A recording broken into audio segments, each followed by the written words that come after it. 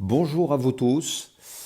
Tout d'abord, j'en profite pour vous souhaiter une excellente année, en espérant que durant cette année 2023, on va enfin pouvoir obtenir un arrêt qui définitivement condamnera les laboratoires Servier. Comme vous le savez, notre deuxième marathon judiciaire vient de commencer ce lundi 9 janvier et il va durer jusqu'au 28 juin. À l'occasion de ces 3 premières journées d'audience, le président a rappelé que vous étiez plus de 7500 victimes à ce procès, ce qui est bien évidemment considérable.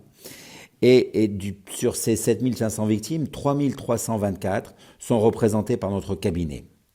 Anne-Laure Tiphaine, mon associé, et moi-même, nous allons être présents tous les jours d'audience, à savoir le lundi à partir de 13h30, le mardi et le mercredi de 9h30, probablement jusqu'à 20h.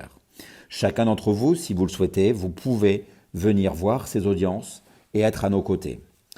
Le président a abordé des questions purement techniques durant ces 3 premiers jours d'audience afin de permettre au procès de se dérouler dans les meilleures conditions.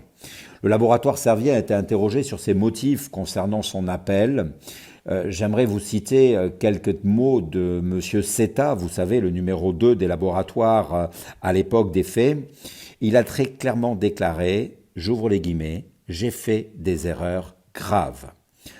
Et il parlait bien évidemment de la commercialisation du Mediator. Il a précisé que sa vocation de médecin, c'était de guérir, pas de blesser, et qu'il était désolé du mal qu'il avait pu faire.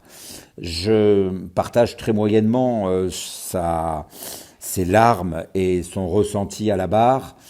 J'ai la profonde conviction que lorsqu'il nous déclare ignorer tout de la dangerosité du produit, il persiste dans un déni qui est tout à fait insupportable, et je mettrai tout en œuvre avec mon associé Anne-Laure Tiphaine pour que la Cour d'appel retienne bien cette tromperie aggravée dont ils se sont rendus responsables. Ils avaient parfaitement connaissance de la gravité de la situation. La semaine prochaine, Monsieur le Président de la Cour d'appel devrait également nous communiquer un calendrier plus précis des audiences des prochaines semaines. Nous aurons dans les prochains jours à évoquer les multiples incidents soulevés par la défense des laboratoires Servier, comme en première instance.